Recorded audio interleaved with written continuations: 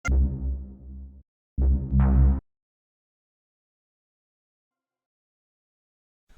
সুমন, নিমরুল, পাবেল। ও sheet, আমাকে জরুরি একটা কাজ করার জন্য ভালো একটা পোলা দরকার। আরে এটা তো কোনো ব্যাপারই না, পোলা কোনো ব্যাপার? পোলা তো হাতে মুয়া, ডাক দিলে আয়া পড়বো। আরে এটা যেই সেই কাজ না, এটা খুব গুরুত্বপূর্ণ একটা কাজ। বসুন্ধরায় বোমা মারতে হইব, যেই সেই পোলা হইলে চলবো না। আরে অসুবিধা নেই, আমাকে ঢাকাবাসীতে ভালো পোলা পায় না, সে চিন্তা নাই, ডাকলেই আয়া পড়বো। যে কোনো জায়গায় বোম মারতে রাজি আছে ওরা। আমাদের এই পুরোনো ফন্দি কাজে লাগাতে হবে। বাংলাদেশ হচ্ছে সোনার দেশ, ইন্ডিয়ান, জার্মান, ইটালিয়ানরা এখানে বসে আছে। আমাদের আগ্রাবাদে রাজত্ব করতে হবে, তাদেরকে রাস্তা থেকে সরাতে হবে। তাই না? অল্প কিছু টাকা দিয়ে আগ্রাবাদে কিছু লোক পাঠাবো, বুঝছস? ঠিক আছে, যখন কাজটা শেষ হয়ে যাবো তখন আমরা যাবো, দেখবো তারা কি কইরা রাজত্ব মাইরা রাজত্ব করবো, দেখবি। ও সুমন, তুমি কি বলতে চাও?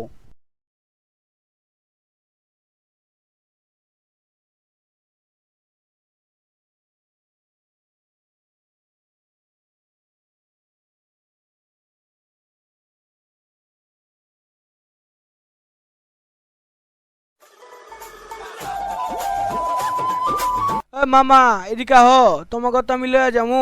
তোমাকে যে কামটা দিছি এই কামটা যদি ভালোভাবে করতে পারো তাহলে কিন্তু একটা পার্টি আছে বড় সড়ো নাইট ক্লাবে, আর পরে আমার লগে কামটা করতে হইব তোমাকে। মামা আর একটা কথা মামা, কাজটা কিন্তু অনেক কঠিন, তোমরা কিন্তু একটু বুঝা শুনা করো, কারণ হালাগো বুকের পাড়া অনেক বড়। অমি আর সাইফুল দুই ভাই সারাদিন খালি হাগে আর শোছে।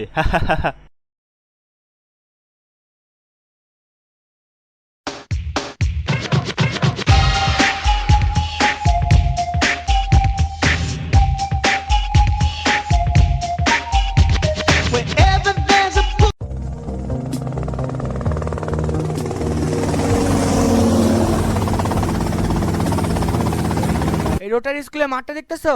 এই রোটারি স্কুলে মাঠে আমাদের ডিলটা হইব।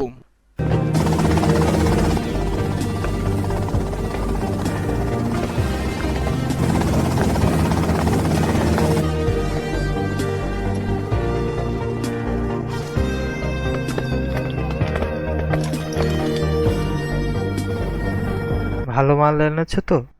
100% ভালো জিনিস আনছি।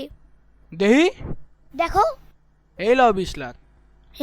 তাহলে মানে আমরা ডিলটা করতে পারি।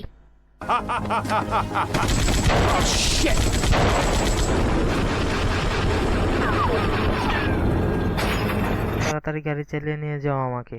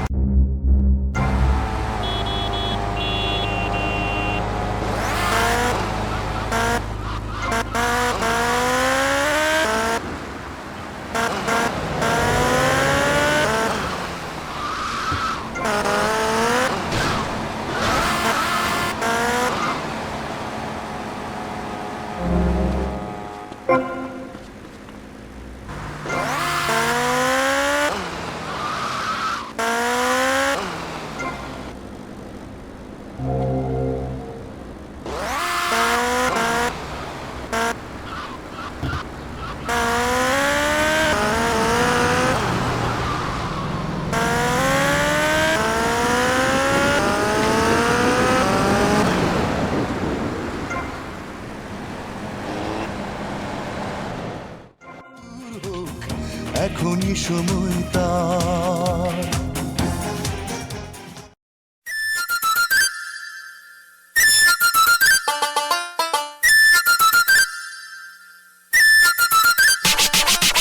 হ্যালো সুমন। আরে সাবাব সাবাব, এই বেটা সাহেব সাহেব কি বেটা, তোর কোনো খোঁজ খবর নাই? আমি টাকা পয়সা পাই তোর কাছে। টাকা পাস তো নিবি, আগেই টাকার কথা কসকে। টাকার কথা কম না, তোর লাগে আমার লেনদেনটা কি টাকারই তো নাকি? ওই হোগার পর এমন করসকে, টাকা পাস তো নিবি, অসুবিধা কি?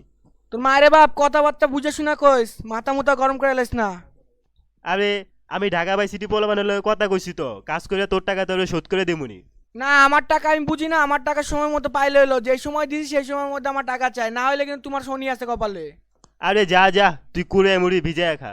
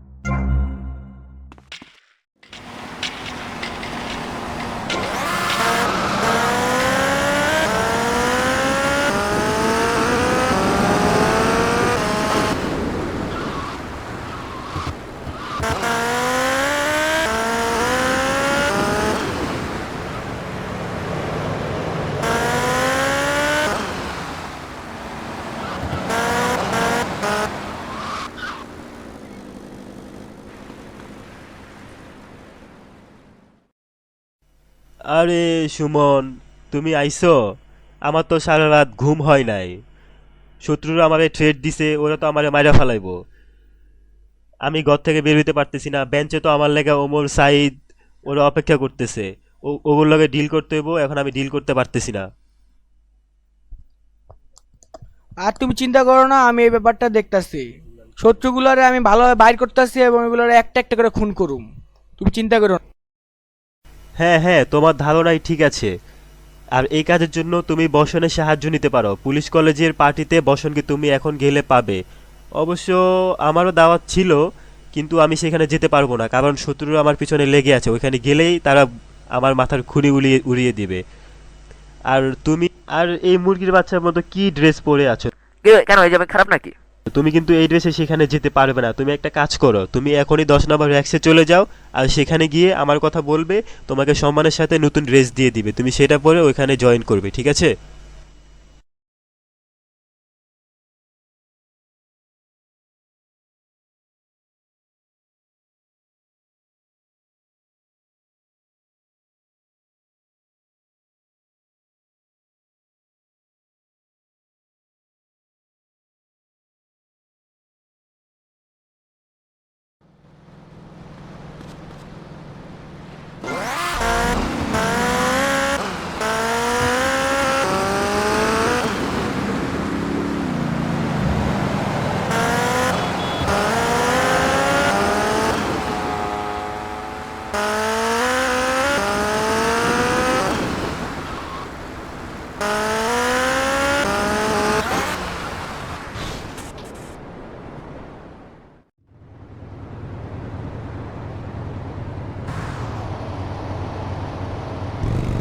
আরে হুন্ডাটা সুন্দর তো, চুরি করতে হইব।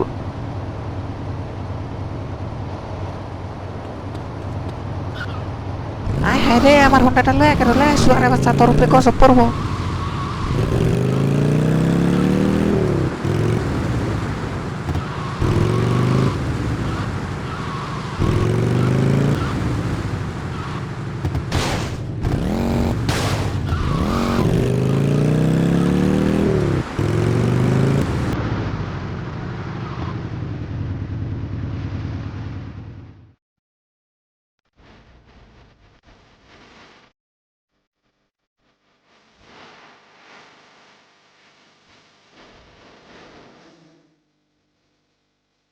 স্বাগতম স্বাগতম। আমি জানি সাবাবি তোমাকে এখানে পাঠিয়েছে।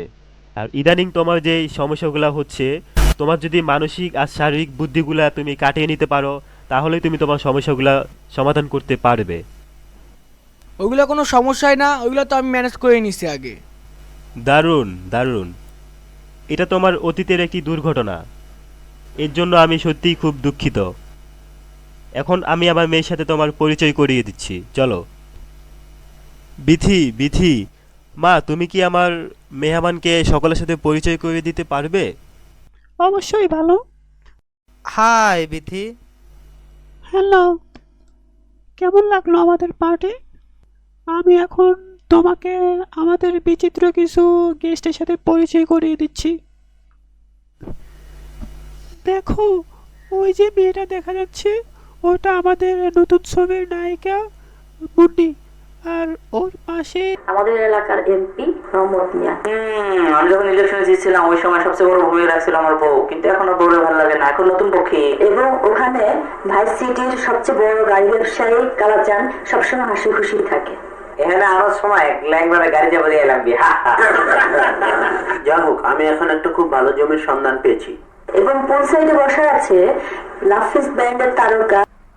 সত্যি একবার গেছিলাম গান গাই বেরলাই, গান দেখাই তুমি যাই এমন মুসিবত হচ্ছে, মসুদের তো মোল্লা গল সিবালে যে ডুয়ানি দিছে রে বদমাইশ। এবং ওখানে যে কথা বলছে সে কে জানো?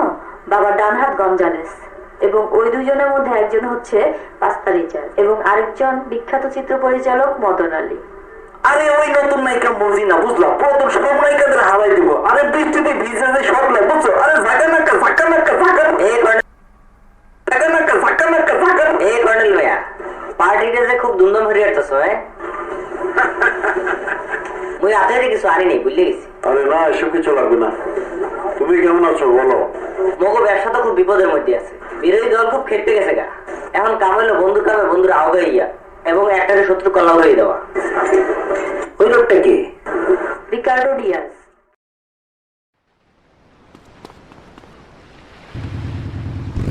তুমি কি আমার বাবার হয়ে কাজ করবে?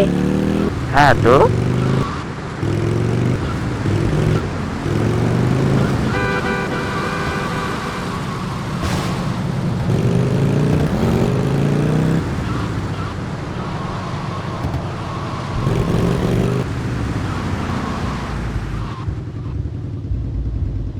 আবার দেখা হবে হ্যান্ডসাম।